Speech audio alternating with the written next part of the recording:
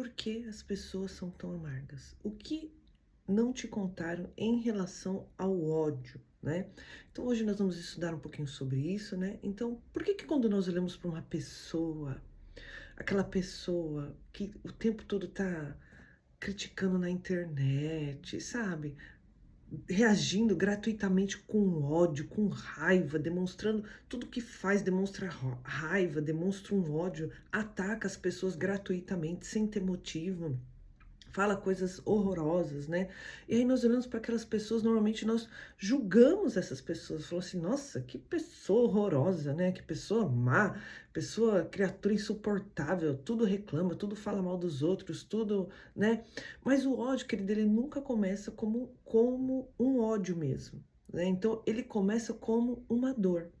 Então nós precisamos, hoje eu quero te mostrar como nós devemos olhar muitas vezes para uma pessoa que destila ódio, né, que está o tempo todo falando, criticando, né, como nós devemos olhar para ela e como nós devemos olhar para nós em relação a alguns sentimentos que nós temos, para que ele depois não vire exatamente isso, o ódio, né? E faz de nós pessoas amarguradas, né? Pessoas que não ninguém tem prazer de estar perto, tá o tempo todo reclamando, uma pessoa que, sabe? Então hoje nós vamos aprender como blindar, né, a nossa vida com esse ciclo que se chama amargura, né? Porque por trás de toda amargura vem depois o ódio.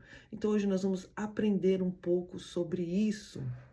Queridos, na neurociência, a dor que nós sofremos, para você ter uma ideia, o nosso cérebro ele não entende a diferença de você levar uma surra e de você ser rejeitado.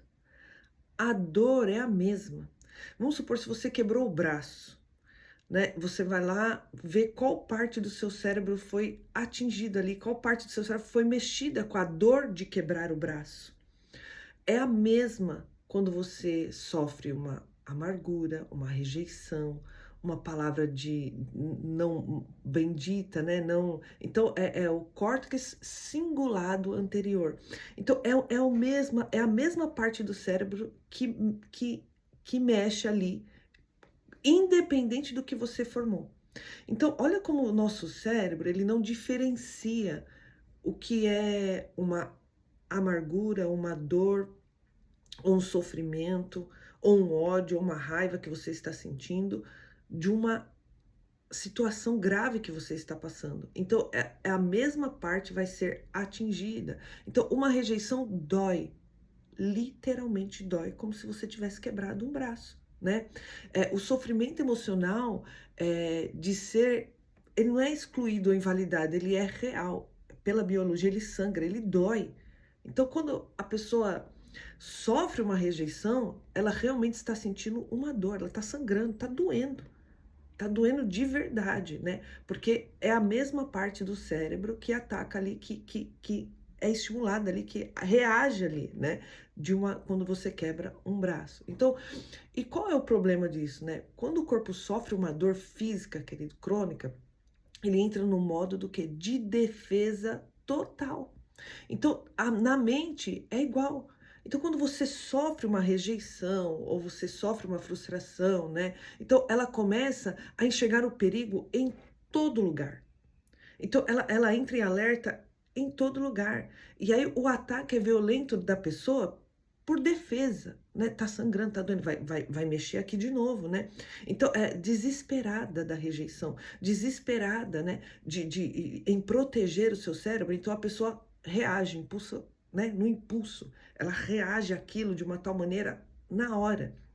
Então, por isso que a gente vê pessoas que nem pensam. A pessoa nem pensa, quando vê já falou, já colocou um monte de coisa ali na internet, ela nem pensou para falar, ela simplesmente falou. E muitas vezes nós julgamos como uma pessoa ruim, amargurada, chata, insuportável, né? Mas na realidade é uma dor que não foi curada. Então, na psicologia a gente explica isso como emoção primária e secundária. Então, a emoção primária é aquela que acontece no primeiro no fundo da alma. É o medo, a vergonha da humilhação, a dor do abandono, né? A fragilidade da rejeição.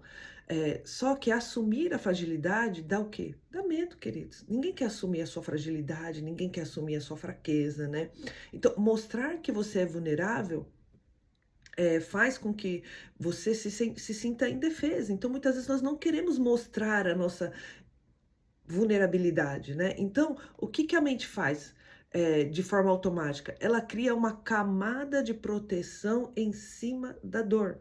Então você não quer mostrar que você está com a dor, você não quer mostrar sua fragilidade, então ela cria uma camada de proteção em cima da dor.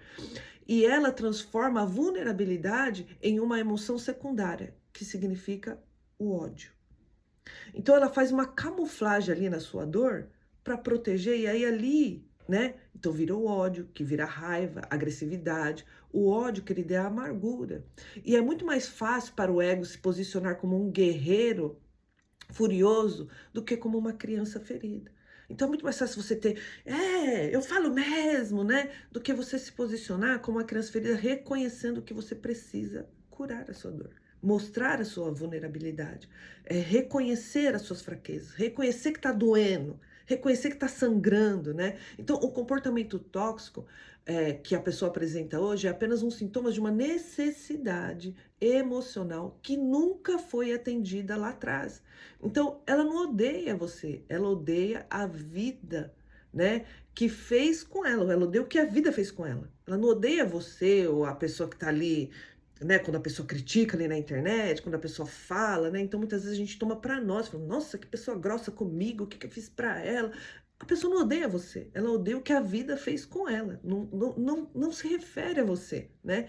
E é o que a vida fez com ela e a azedou, e ela permitiu que isso virasse um ódio, né? Porque não foi uma coisa tratada, né?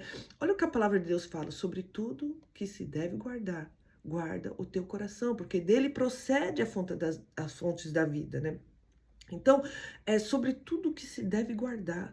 Queridos, naquela época, né, o guarda ali, ele tinha aqueles muros, aquelas portas, né, altas, aquelas para proteger ali, né? Então, assim, de nada adianta você ter muros de proteção se você não guardar o que está no teu coração. Não adianta você, sabe, assim, não, aqui comigo ninguém mexe não, sabe, assim, você criar esse muro de proteção, né? Falou, levou, eu falo mesmo, né? Então nós vamos criando esses muros fantasiosos, como se ele fosse uma proteção para a nossa vida. E na realidade, querido, ser valentão, mostrar que você é o cara, que você fala mesmo, que ninguém pisa em mim não, que não sei o quê, né? Então esses muros falsos que nós levantamos, na realidade, são uma pequena ilusão na nossa vida. Porque na realidade existe coisas lá atrás que não foram tratadas. Então assim, o seu coração não vai adiantar você levantar esses muros de proteção. Isso não vai te ajudar. Pelo contrário, vai cada vez camuflar mais e a amargura vai fazendo com que as pessoas vai se afastando de você.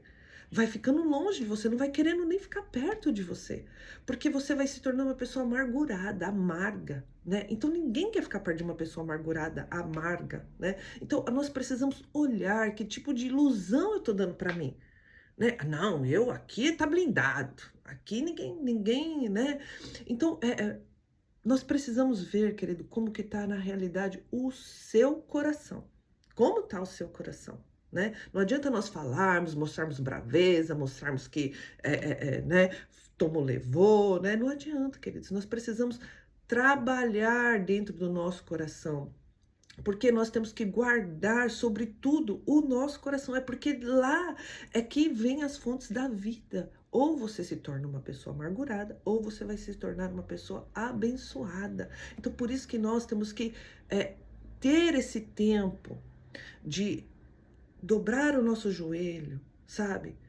Falar para o pai o que realmente está doendo, o que feriu, o que machucou, e falar, pai, perdoa, tira toda essa amargura, eu declaro que eu perdoo o ciclano ou beltrano ou essa situação, né? E eu não quero viver baseada nessa dor, eu não quero viver motivada por essa dor, né? Eu não quero que essa dor seja a minha motivação da raiva, minha motivação de ser estúpida com as pessoas, né? Então, queridos, nós precisamos nos analisar, né? Se você tem sido uma pessoa incontrolada, né? Uma pessoa que, sabe? Então, se analisa, fala, pai, olha, eu não sei por que está acontecendo isso comigo, por que que quando eu explodo, né, eu acredito que seja isso, e começa a cavar aí, sabe, a trazer para fora, para que você comece a ser curado, né, e guardar o teu coração para que você não crie essa raiz de amargura. Porque há uma grande diferença, querida, entre uma pessoa que se torna um monstro amargo e uma pessoa que se torna um mestre maduro. Então, qual que é a sua decisão, né? Então, quando alguém te atacar gratuitamente, em vez de você reagir com ódio, né? Faça uma pausa.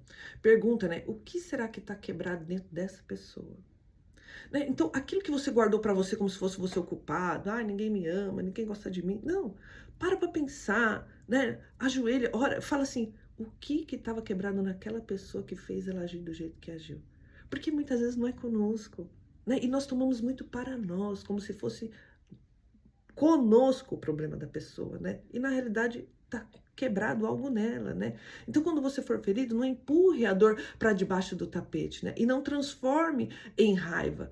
Vá para o quarto, chore, converse com o pai, trate da sua ferida na presença de Deus, né? Entregue para ele, fala, pai, olha, tá ferido, mas eu decido perdoar essa pessoa, porque eu sei que não é culpa dela, ela tem uma dor, ela tem uma, né? Então, assim, e aí nós começamos a filtrar aquilo que nós vamos deixar entrar, para que nós não nos tornamos pessoa amargurada. Se esse vídeo fez sentido para você, né? Se você acredita que tem pessoas que estão assim, já compartilhe com essa pessoa para que mais pessoas sejam abençoadas como você está sendo. Deus abençoe.